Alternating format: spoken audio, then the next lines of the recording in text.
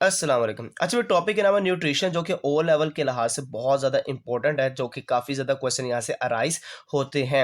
जैसे कि न्यूट्रिशन का लफ्ज़ी मतलब है स्टडी करना, रिलेशनशिप। अब किसकी रिलेशनशिप? न्यूट्रिएंट्स की।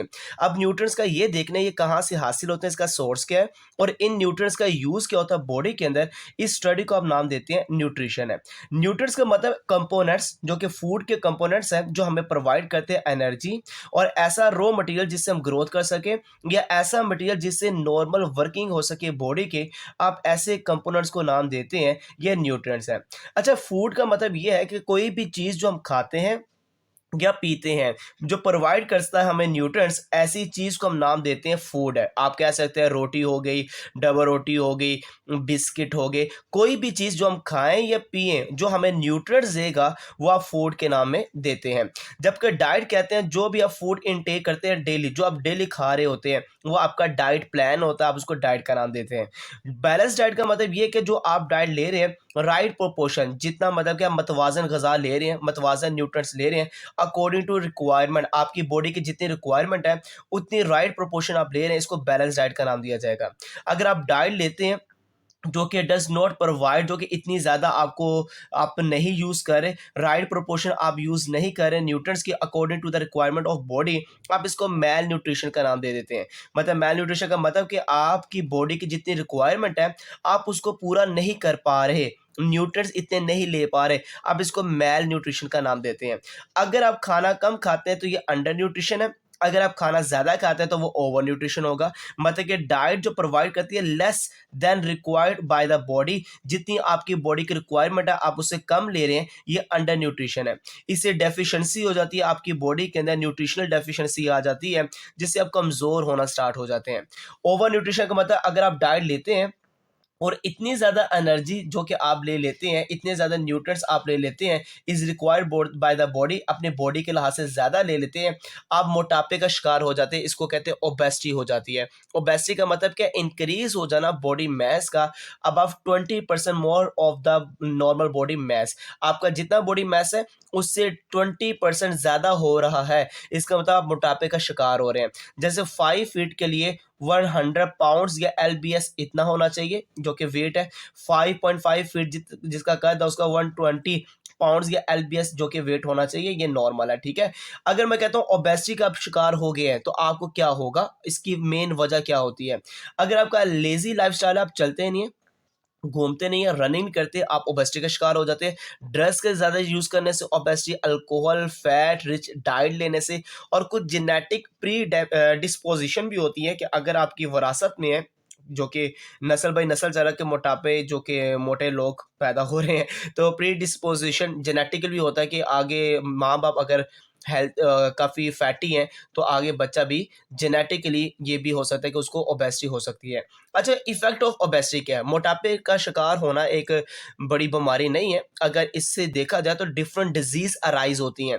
जैसे कार्डियोवास्कुलर डिज़ीज़ हो जाता है, डायबिटीज़ हो जाती है, अर्थराइटिस हो जाती है। कार्डियोवास्कुलर डिजीज़ मतलब कि आपकी जो ब्लड वेसल्स हैं, जो आपकी नाली हैं, जहाँ पे ब्लड फ्लो कर रहा है, वो काफ़ी बारीक हो जाती है, नैरो हो जाती है, जिसकी वजह से जो रेजिस्टेंस है, काफ़ी ज़्यादा ब्लड फ्लो में रेजिस्टेंस रुकावट का बाइस बनती है। ब्लड क्लॉट हो जाता है, वहाँ पे ब्लड जम जाता है ब्लड वेसल्स के अंदर।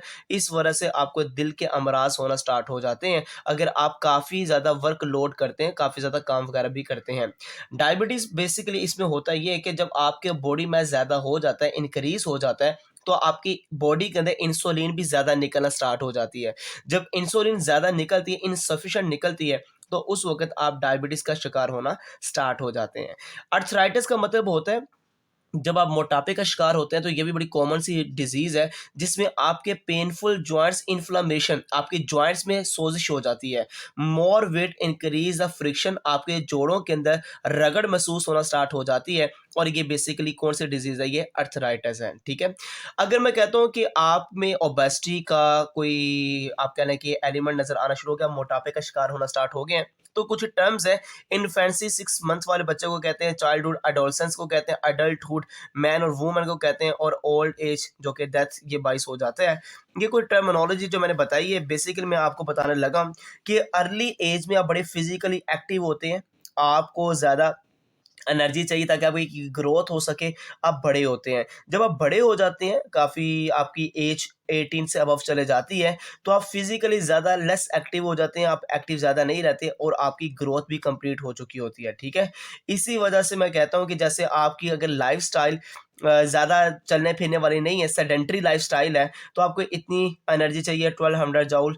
ला अगर लाइट वर्क है, तो आपको इतनी रेगुलर बेस के ऊपर एनर्जी चाहिए 1600 जूल। और अगर आप हैवी वर्क करते हैं तो आपको जो एनर्जी है, आपकी जो न्यूट्रिशनल है, जो कि आपको खाने के लिहाज से कितनी एनर्जी चाहिए 3000 जॉल चाहिए। बॉडी मास बेसिकली आपने ये भी याद रखना है, जो more will be the body mass, अगर आप हेल्थी हैं, मोटापे के शिकार हैं, तो आपको न्यूट्रिएंट भी ज़्यादा चाहिए, आप ज़्यादा न्यूट्रिएंट रिक्वायर करते हैं, ठीक है? और अगर क्लाइमेट के लिहाज से देखें तो सर्दी और गर्मी है, सर्दियों को कोल्ड क्लाइमेट को आपको ज़्यादा एनर्जी चाहिए as compare to warm climate, ठीक है? सेक्स के लिहाज से मेल ज़्यादा काम करते हैं, जो कि मेल होते हैं वो लार्जर बॉडी फ्रेम रखते हैं, इनको ज़्यादा एनर्जी चाहिए एज़ कम्पेयर टू फीमेल। और प्रेगनेंसी के अंदर याद रखना, जो आयरन है ये बहुत ज़्यादा इंपॉर्टेंट है ताकि उस फीमेल के अंदर हीमोग्लोबिन की ज़्यादा से ज़्यादा फॉर्मेशन हो सके। प्रेगनेंसी के अंदर प्रोटीन बहुत ज़्यादा चाहिए ताकि मसल्स की फॉर्मेशन हो सके, जबकि कैल्शियम बहुत ज़्यादा चाहिए ताकि बोन्स और टीथ की फॉर्मेशन प्रॉपर हो सके। विटामिन्स चाहिए ताकि आपकी बॉडी की नॉर्मल ग्रोथ हो सके। तो प्रेगनेंसी के दौरान ये जो आपके सामने न्यूट्रिएंट्स है ये बड़े ज़्यादा इंपॉर्टेंट होते हैं, इनमें कमी नहीं आनी चाहिए। अगर मैं कहता हूँ जो फूड कंपोनेंट्स हैं उनमें कुछ ऑर्गेनिक होते हैं, कुछ इनऑर्गेनिक होते हैं।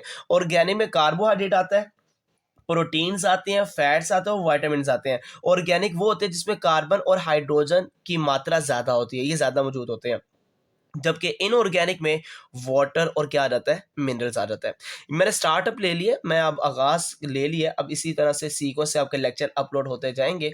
ओ लेवल के, ए लेवल के, जबकि आप कह सकते हैं आईजीसीएसई, ये सारे जो लेक्चर्स हैं ये आपके साथ शेयर होते जाएँगे। इसी तरह आगे इसका जो अगला पार्ट है कार्बोहाइड्रेट, प्रोटीन और लिपिड, ये आपके साथ शेयर होगा। और इसी तरह से आपको सारे के सारे जो लेक्चर्स हैं कंप्लीट इस प्लेटफ़ॉर्म में मिलना स्टार्ट हो जाएँगे। जज़ाकल्लाह खैर।